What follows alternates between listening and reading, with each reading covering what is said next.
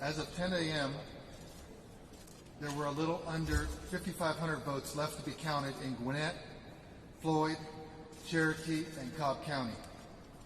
In addition, there are 8,890 military ballots outstanding that will be counted if they were returned by the close of business today. Right now, Georgia remains too close to call. Out of approximately 5 million votes cast, we'll have a margin of a few thousand. The focus for our office and for the county election officials for now remains on making sure that every legal vote is counted and recorded accurately. As we are closing in on a final count, we can begin to look toward our next steps. With a margin that small, there will be a recount in Georgia. Interest in our election obviously goes far beyond Georgia's borders. The final tally in Georgia at this point has huge implications for the entire country. The stakes are high and emotions are high on all sides. We will not let those debates distract us from our work. We will get it right.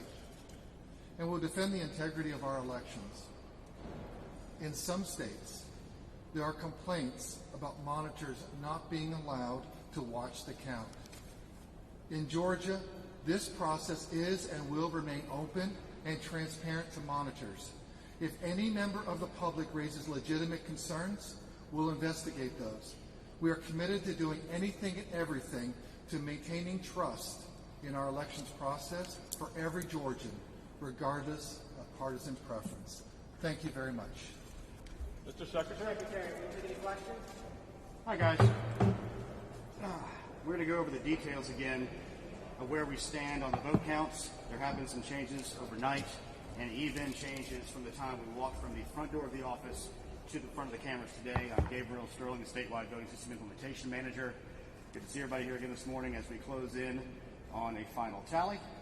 So, the Secretary just announced a particular set of numbers that actually went down from the time we walked from the door to here. So our new total that we are aware of right now is 4,169, and they are in a handful of counties. I'll go over those now. In Cherokee County, there are 150 ballots that they did not upload, so I had to rescan and uploading those today. There's 75 now in Cobb. There's 444 in Floyd.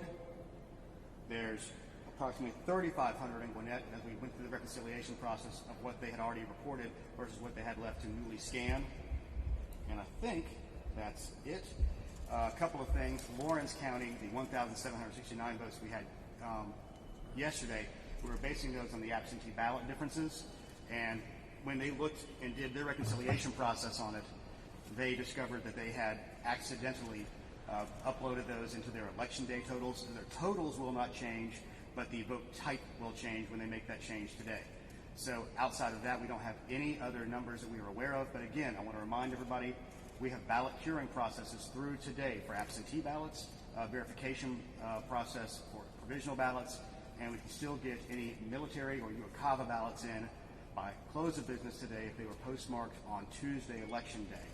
So there are still an unknowable amount of ballots that will be available to be counted at some point. They are in the hands of the elections officials now, other than maybe the military and UOCAVA ones.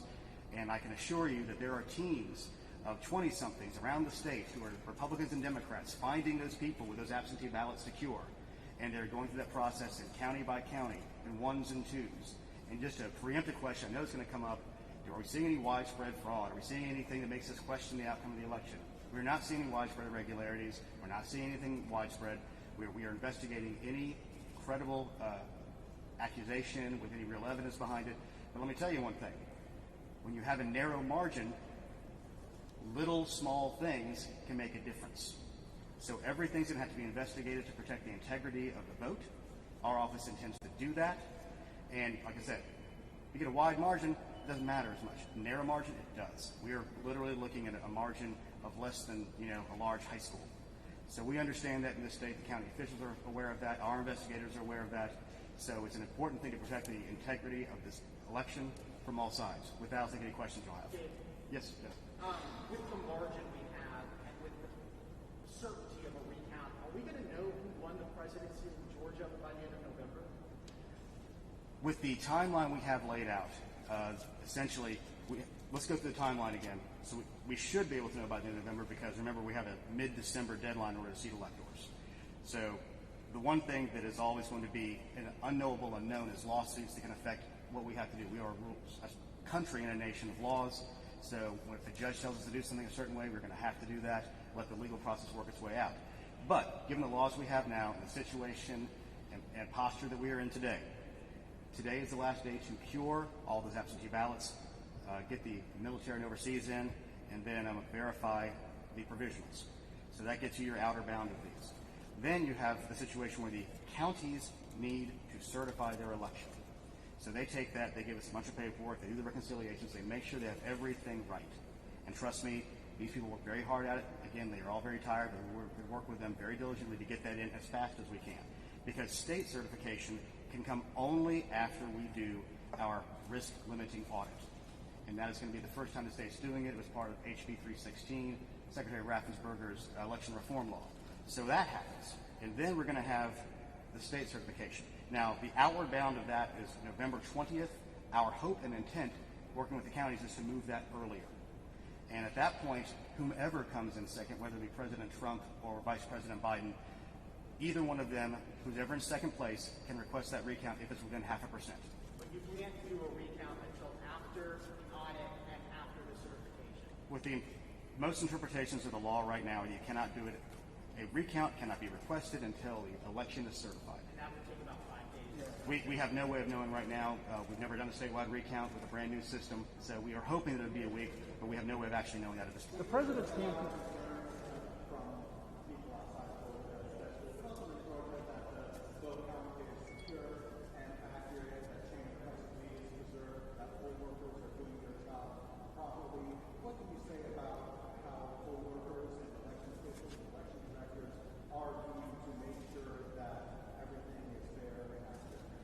We have 159 election directors, thousands of poll workers, election workers, hundreds of volunteers on adjudication panels.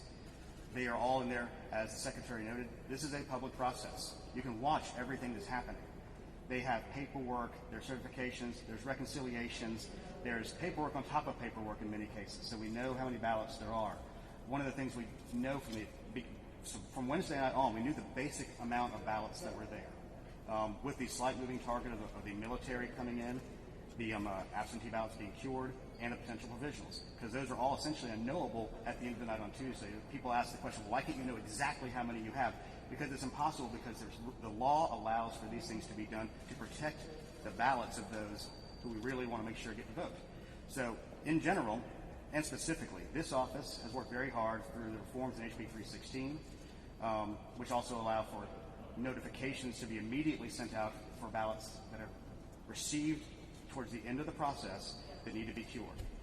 People talk about it's a 3-day cure process on this, and that's not the case. What it is, if you send in your ballot early, you can have a month-long cure process if it comes in that way. That's why I would always encourage people to do that as early as they possibly could. But our office and the counties have many, many safeguards and many, many guardrails built up over many years to ensure the integrity of the vote. Yes, ma'am.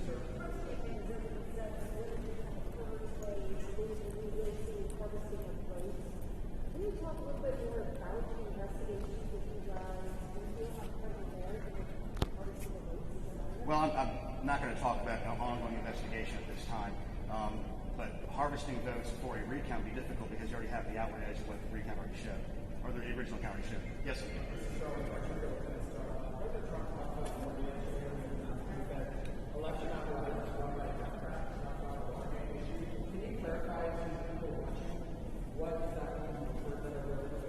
I'm not going to try to get into the president's actual mindset on that because there are Republicans who are involved, there are Democrats involved at different levels. It's sort of a shared service delivery model. There are Republican election directors, there are Democrat election directors. Obviously, Secretary Raffensperger is a Republican. I'm a Republican. I don't make any bones about it. Anybody who knows me, and suddenly had a lot of people look at my Twitter feed and my LinkedIn. It's pretty obvious. So, in general, we have people who have partisan beliefs. But the job of elections directors in this office is to count every legal vote, follow the law, and ensure that every legal vote is counted and the will and intent of the voters are made. Do you think that the curing process and the absentee from military, is that going to be enough to make a difference? We have no way of knowing. Possibly could. The one thing people ask me is 8,900 potential military ballots coming in. They ask me how many. I said, I don't know. I'll tell you one thing. It'll be more than zero. It'll be less than 8,900. So, Gabriel, Yes. do you know that those ballots are coming in and due today, or is there uncertainty? As I said, we can't know because they're in the post office. It's like I said, it'll be more than zero and less than 8,900. Yes, sir. Gabriel, have there been any challenges by any anyone watching the counts? Have there been any challenges to any of the votes? I'm not aware of any at this time. Yes.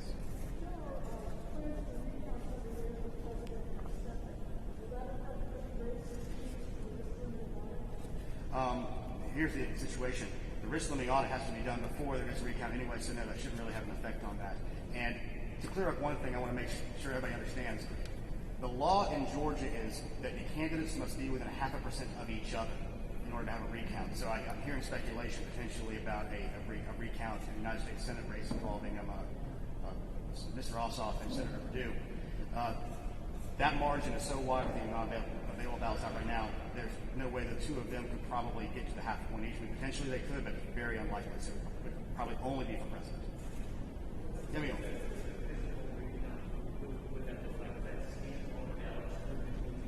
You're going to let me get into my fun geek time now to go over the SEB rules that we outlined when we passed this law. This is the way it's going to work. As I mentioned to y'all yesterday, the Secretary directed that we procure in the original procurement the high-speed ICCs, which are the high-capacity, high-speed scanners that will be used at the central offices for this recount. Now, how we're going to do that is we're going to take a deck of ballots. We're going to have this hand-counted going by what is written on the human-readable portion of that, or the readable portion of that. They'll tally those, and we'll get a count, write it down. And we'll then run those through the scanners, and they ought to match. Once we validate that scanner is scanning properly, we will then be scanning every single ballot again on the central scanners. Like I said, we're making estimates of time. We don't know. Like I said, I'm hoping there's some time when our elections work to get some sleep, because it's going to be a high stress thing. We're getting more eyes and more upon them. That's the essential outline of how it works. There's other details of how you handle it, but that's the basics. Yes. Voters about the issue where they showed up on Tuesday and they were told they had already been voted. Are you aware of that issue? We are aware that there's a couple of places we've heard about potentially happening. We don't know exactly why yet. It could be a simple thing as on the poll pad it searches first name, last name, and date of birth. So they could have been looking at the wrong person, not realizing it immediately. Because like I said, the poll workers are human. And human beings are involved on this level, so there can be errors in those. We are obviously looking at some of the discover about why they might have happened. Anybody else? Yes, sir. Yesterday you told us You again? You again, yes, sir. Yesterday you told us there were 3,900 provisional ballots in Fulton County. Do you have the breakdown of provisional ballots in any other counties in the state? I do not right now. We're trying to get that, but again, we're trying to leave the elections officials and directors to their actual counts. Yes, sir. Real quick, I think it's about 4,000.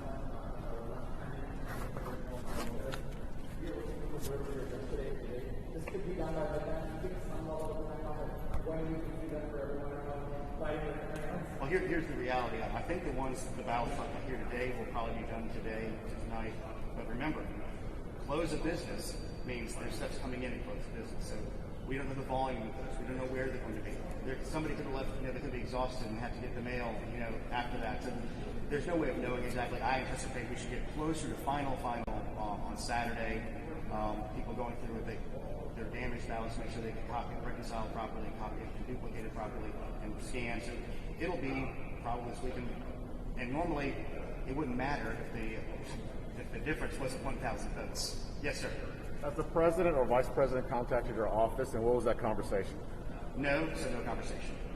You mentioned we're hearing a lot about the counting of ballots in Georgia and speed of counting them. Is this a counting problem, or is this simply a matter of the margin of the fact that there's so close to the election? There's two things in here. I know many people seem to forget we were still in the middle of a pandemic during a lot of this. So Georgia historically has about 5% absentees. This time it's like close to a third. And that's about 1.25 million ballots we're having to count. So they've never had to handle the volume of paper before. And they're having to handle the volume of paper and the handling and all of the ballot custody rules around those things. There's extra things we never had to deal with before. I think we're going to make T-shirts that says "I survived the 2020 election." We have a pandemic, merging elections, hurricane, and then recounts. So that's what we're planning. It's a mainly question of volume.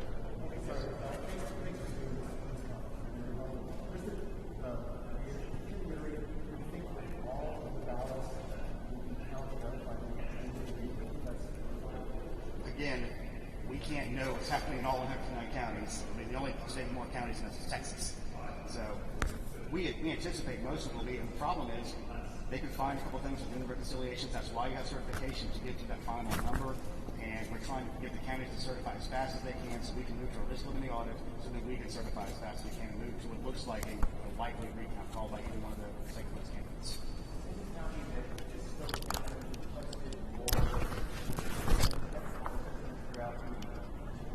There was in Chatham County they wanted to have one more adjudication server, and that was supplied. Yes.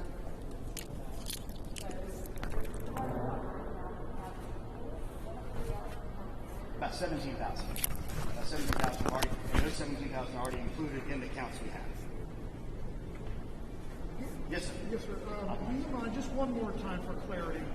You talked about 4,169 that are still out there.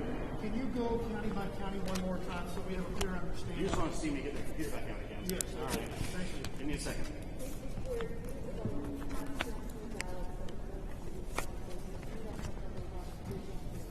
Correct, except for there are 400 election day ballots that are included in the Gwinnett totals.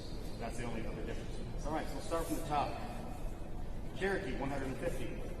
Cobb, 75. Floyd, 444. Gwinnett, approximately 3,500. And for a total of 4,169. Absentee. Absentee, except for 400 of the ones in Gwinnett that were a part of the early voting that they had to reseal. Okay. All right. Anybody anything else? All right, thank you.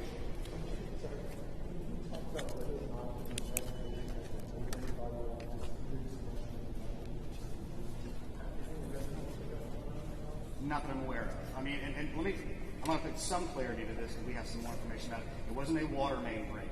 What it was during the off season and during the pandemic, they shut off the toilets. And they were turned off, and there was a leak that got around one of the edges of the shut-off valves. And over time, and it's just kind of like he said, we got through the hurricane. I'm going to add a water leak to be on my T-shirt, I think, on surviving election 2020. All right, anything else? All right, thank you. Thank you. Yeah.